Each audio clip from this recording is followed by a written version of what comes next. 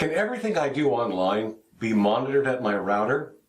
This article is actually one of my more popular in recent months, and I'm republishing it because I think it's something that a lot of people really want to be aware of when they're concerned about their privacy.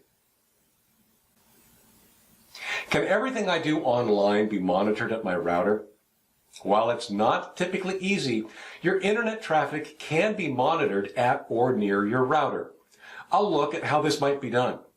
I'm Leo Notenboom. This is AskLeo.com. Question. A few days ago, around the dinner table, my family was talking about how police can monitor everything you do on the web and track you. Because he is registered as the owner of the router, my father says he can view everything I do as it passes through the router. Is this true?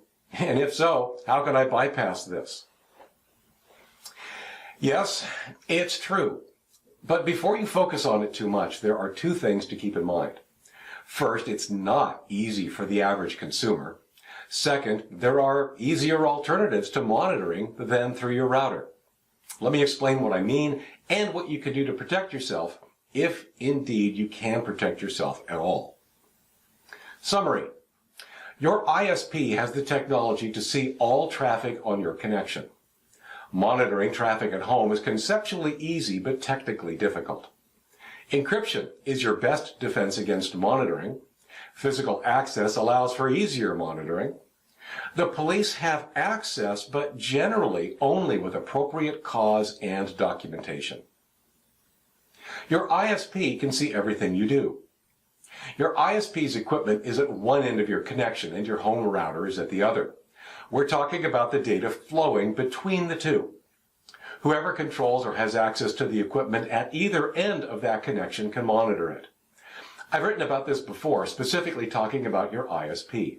They have the equipment to monitor the data flowing over the connection. But just like your ISP at the far end of your connection, anyone with access to your router at home can also monitor your internet traffic. It's just not particularly easy. Monitoring traffic at home. ISPs have equipment that make monitoring internet traffic fairly easy. They usually don't do it because you and I just aren't that interested. Only when law enforcement arrives with a warrant might they start to pay closer attention. Most home or small business routers don't have full monitoring functionality. That's not what they're built for. Some might be able to expose what websites and internet services have been visited, but not the data exchanged as part of those visits. However, with some cheap equipment, free software, and access to the connections going into your router, direct monitoring is possible. It's pretty simple physically. Someone inserts a hub into the connection between, say, the router and your computer. They then connect another computer to that same hub and run free open source packet sniffing software to monitor all the traffic between your computer and the router. It's not difficult to connect. The hard part is analyzing the data. Packet sniffing software is designed for folks very familiar with networking. If your dad is a computer geek or network engineer, this might be no problem for him.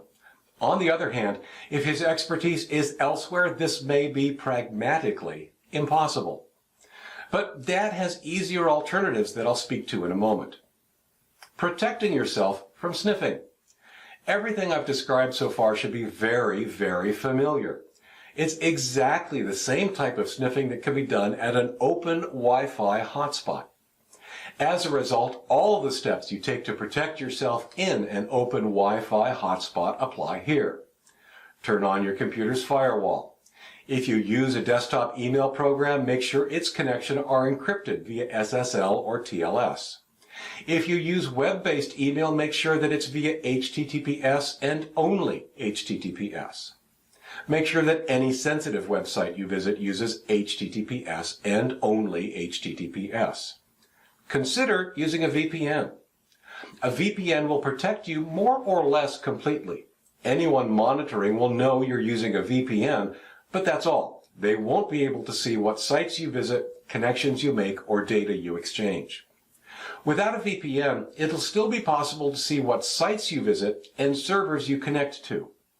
Without HTTPS or SSL, all data going back and forth is visible to anyone watching. Physical access trumps everything. If someone has physical access to your PC, they can do whatever they like when you're not looking. That's often much easier than playing around with your home network to set up some kind of monitoring. All they need to do is install spyware. It might even go by the name parental monitoring software.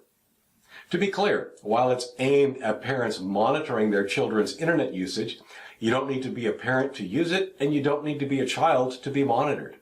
There are assorted packages readily available for this type of monitoring, and they're easy to use. About the police.